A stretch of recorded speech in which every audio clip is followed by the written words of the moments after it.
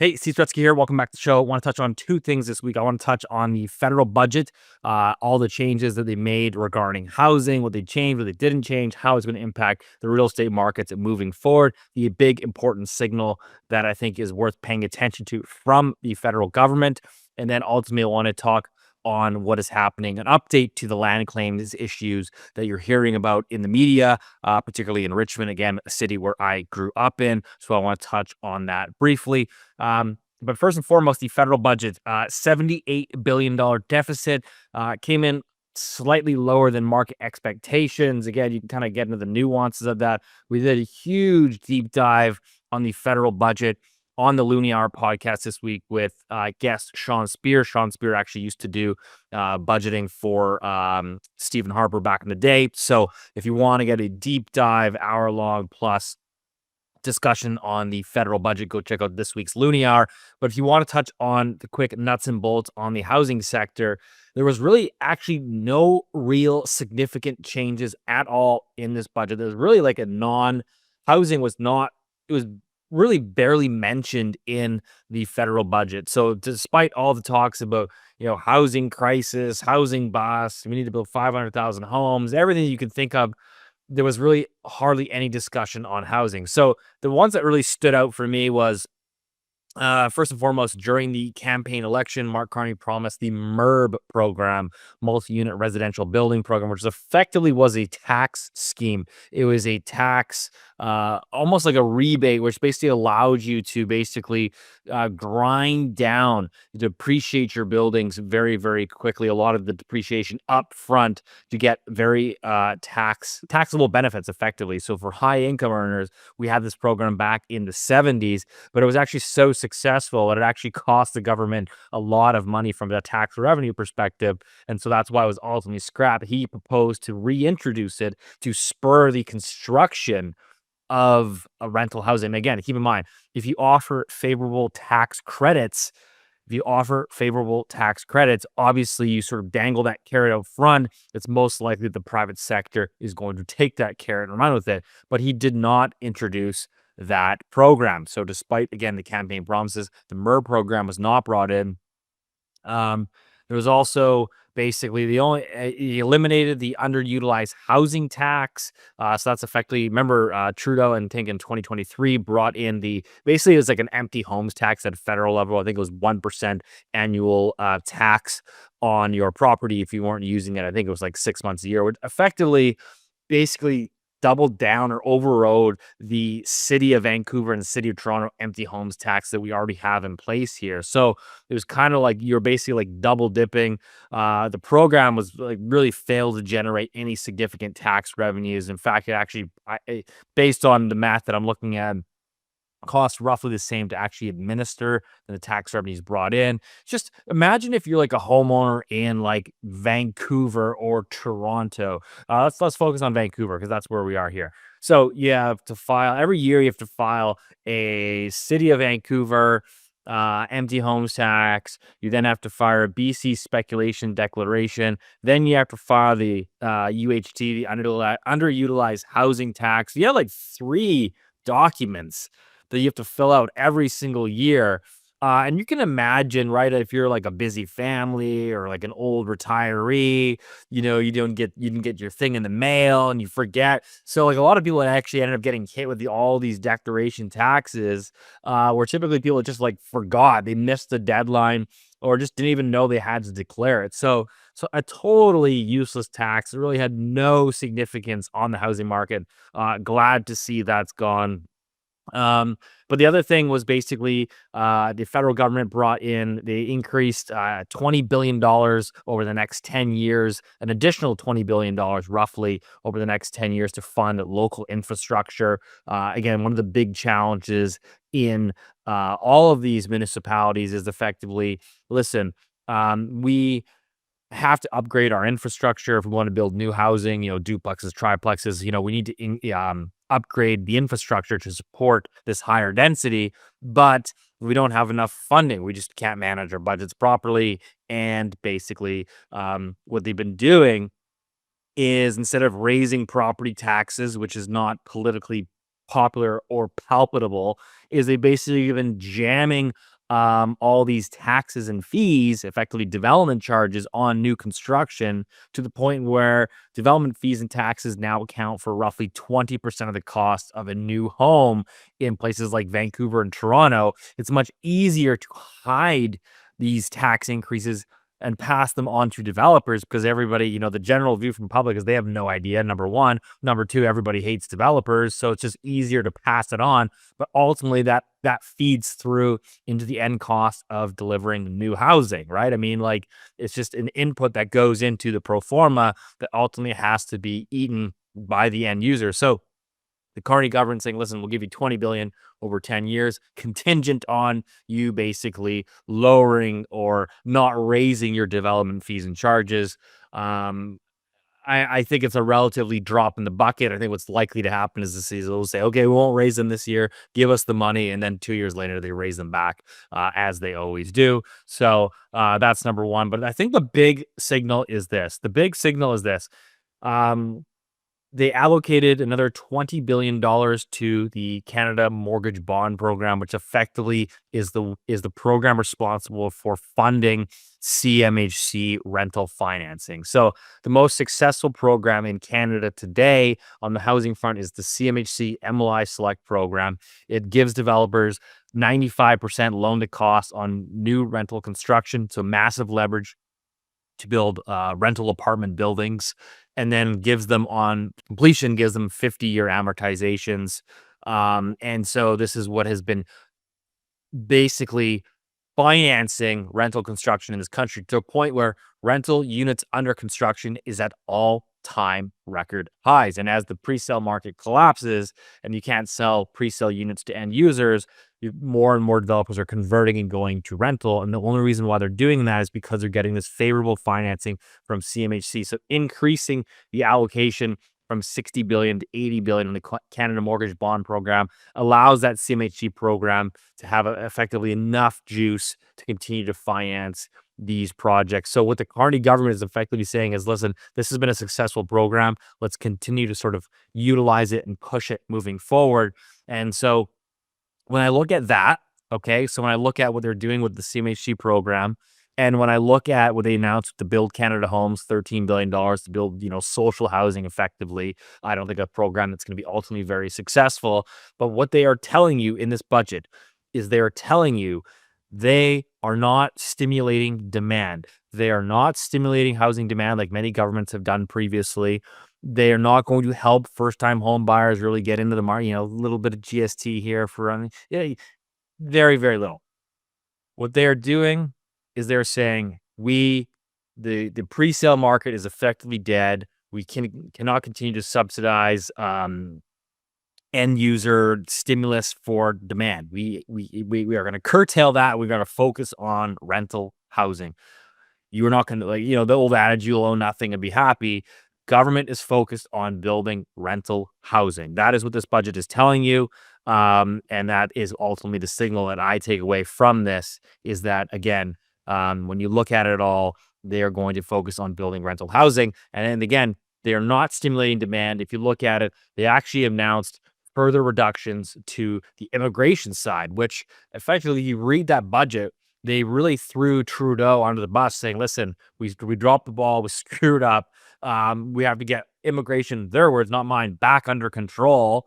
And so between 2026 and 2028, they'll be targeting 380,000 permanent resident admissions for each year. That's down from 395,000 this year. But more importantly, just a couple of years ago, the Trudeau government was targeting 500,000 permanent residents. So we're going to go from 500 to 380. 500 to 380 is the new target.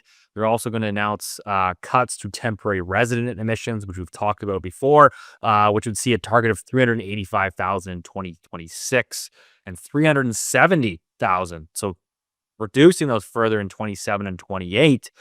And just to give you some context right now, in 2025, temporary admissions are at 673,000. So effectively what they're telling you is this: we're going to more or less, they're going to cut permanent resident targets by 100,000, and they're going to cut temporary resident targets in half.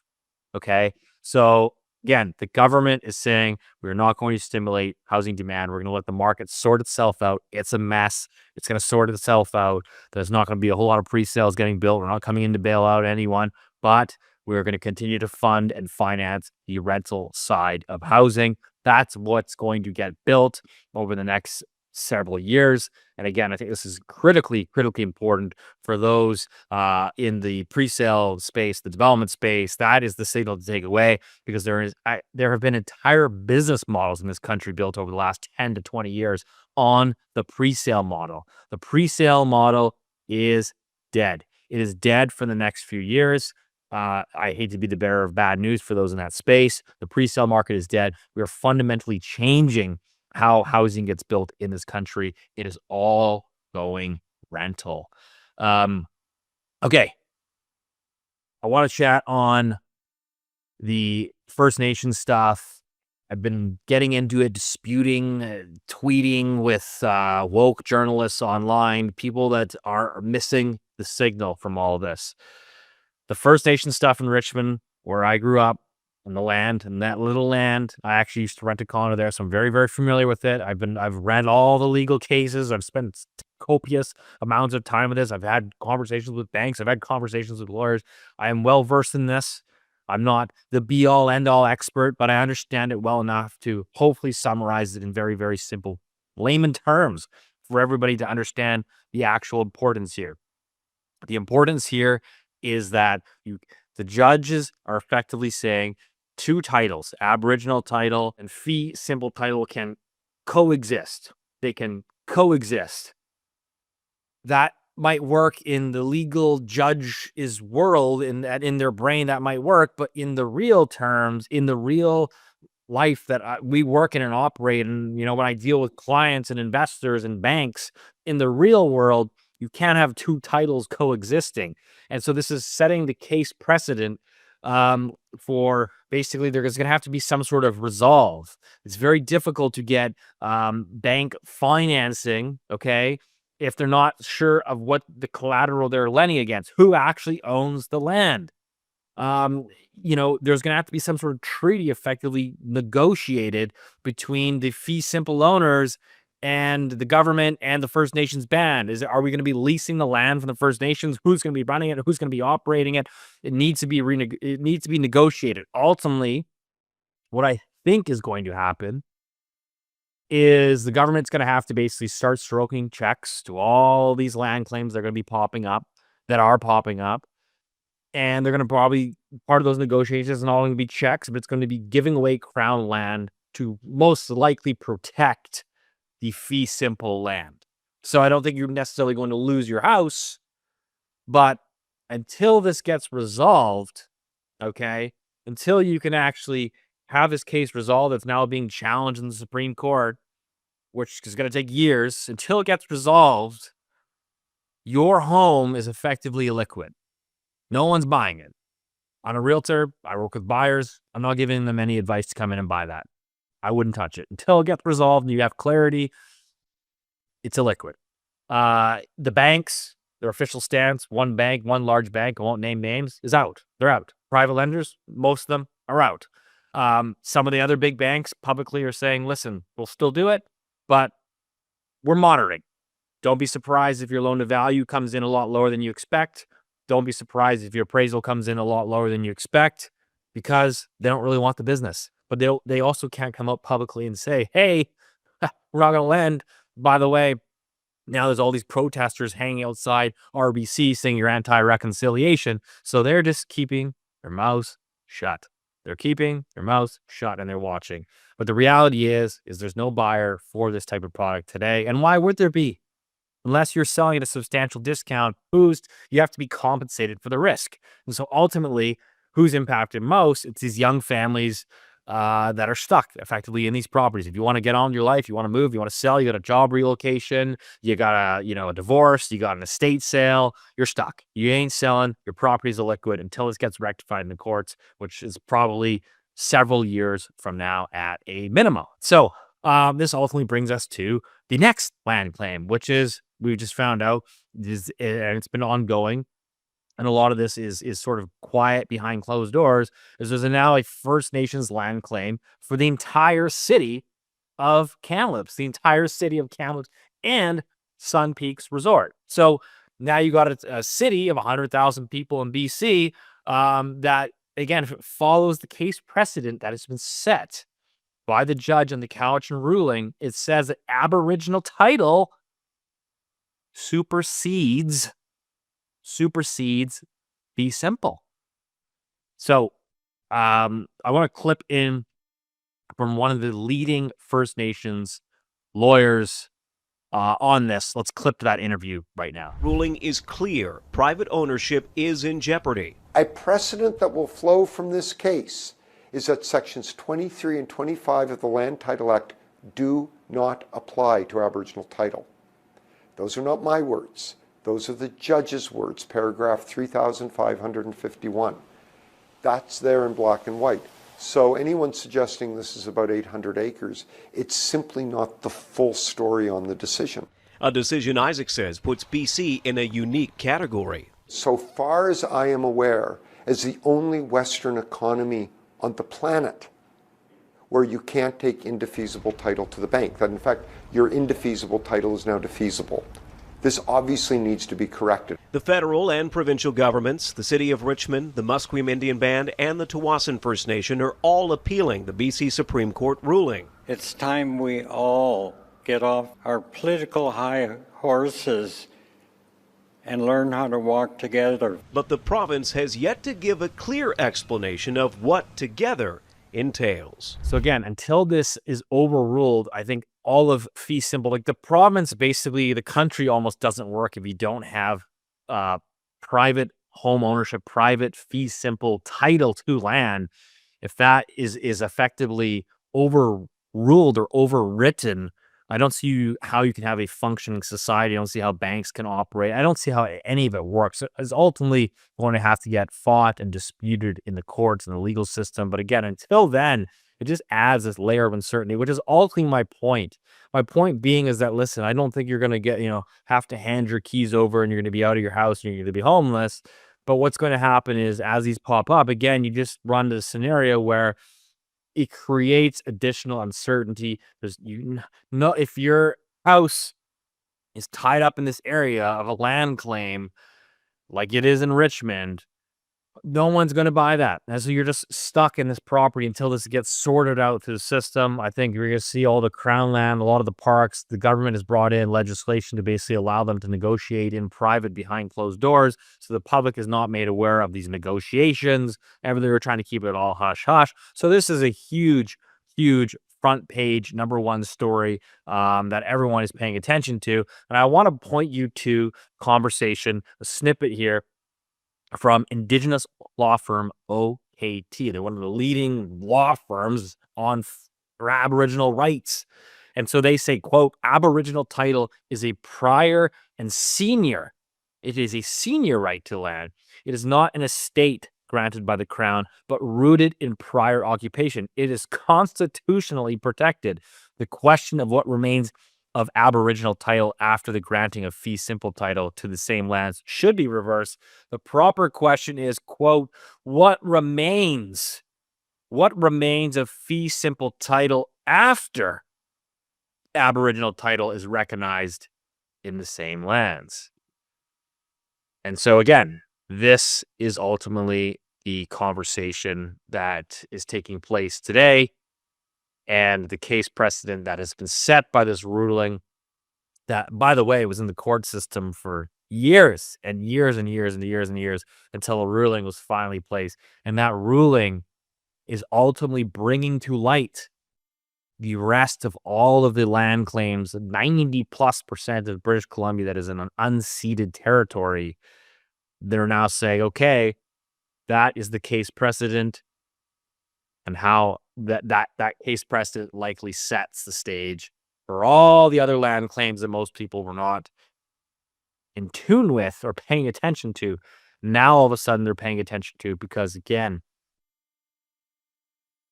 fee simple title cannot realistically coexist in reality. And so this is all going to come to a head It is the number one topic in British Columbia, despite all the crazy stuff that's happening on with tariff news and worries about recession and, building Canada, right? Like, we're going to build Canada strong and we're going to attract all these investment dollars. Well, pretty hard to attract investment dollars when you're not really too sure if your investment dollars are then going to be subject to litigation and the ownership structure of what you bought is now in dispute.